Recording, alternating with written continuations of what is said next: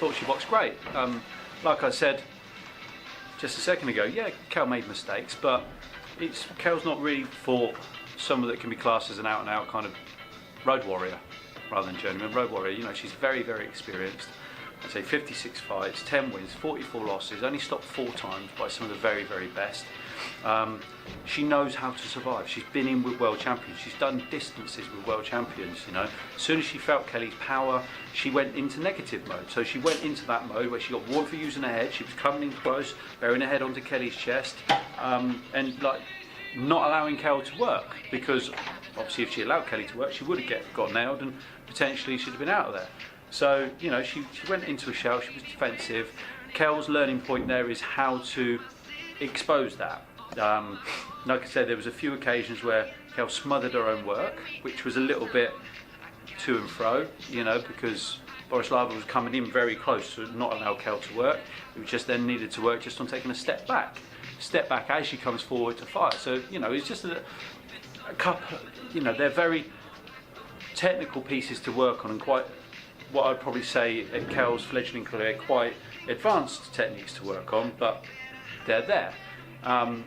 Just little things like that. You know, first 2 rounds, Kel followed her around until we drilled it into her no. Start cutting the ring off. As soon as Kel started cutting the ring off, she started to look really good. She got her shots off beautifully. There was a lot inspiring, a lot of what we do. You know, she's following up, not just single shots. She threw single shots, nailed it with a single shot, and then didn't capitalise with following up with a couple of shots. But again, that's learning. It's learning. It's not wrong. It's just learning. So all those things were good. You know, because she fought excellent, and she made mistakes. Great, because if it was all excellent and we haven't got anything to work on, and we're just training, just getting fit, just sneezing, you know, just like kind of running. That's lovely, isn't it? So there's things to work on, which is great. We go straight back into the next camp with that to work on, so we know where to start. But you know, she got 6 rounds out. So if she'd have made a statement by taking her out at any point during the fight, Fanto, there's a big statement. But from Kel's point of view, she's got that experience now of another 6-round fight, which is great, because you need them rounds, because her next fight potentially is going to be a 10-round fight. So, you know, I'm not going to criticise too much, because Kel and I will sit down and we'll go round and round, and I'll point out, should have done that there, should have done this there. But, you know, at the end of the day, it's a fight. There's no actual right or wrong. You know, there's a learning process. So, do lots and lots right. You didn't do anything wrong. You could have done that better. That's the way to look at it. So I'm happy, and we've got a fight at last. Prospect of not having a fight, that would have been even worse. Oh, absolutely, yeah. If we didn't have a fight, that would be a hell of a lot worse. You know, not having those rounds to learn from, to go into the potential fight with Nikki. You know, we don't want to make them mistakes when we're in the ring with Nikki, because she can't afford to, because she's world champion. You know, five belt world champion, so she's extremely experienced. So these are sort of hurdles and obstacles we need, so that we can get over it, learn from it, improve from it, and then bring it on. So that's good. Full steam ahead now to get Nikki? Yeah, meetings, etc. Conversations will happen now. Kel will have best part of the week off just to completely recover, get fat, and then she's going to get fat, actually, let's be honest.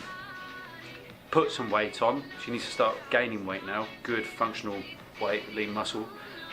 We've got to talk to a couple of people about what we're going to do, training plan going forward now, so we can set it out so we know what we're doing on a day-to-day basis. And then get as much sparring as we can leading up to it. We're going to work on a lot of strength at the first half, and then we're going to plan the second half for as much sparring as we possibly can get, and you know, get ready for potentially crack at the world super middleweight title. That's the plan. You know, might take a while to negotiate that, so we're not expecting to be able to have any announcements just yet, but hopefully within the next 2 to 3 weeks conversations will begin again, and we can start negotiations, find out what's going on. You know, date's been penciled in, find out what this apparent Christina Hammer announcement for a unification bout in November is going to be. That'd be interesting to see what's going on there. And look, if it transpires that is against Nikki, then we'll chase Kelly Reese for the WBC World Middleweight title, because Kelly Morgan is mandatory for that. So we'll start chasing for that, see if we can get that before Christmas.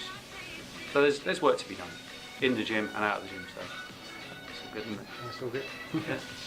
Cheers, Rich.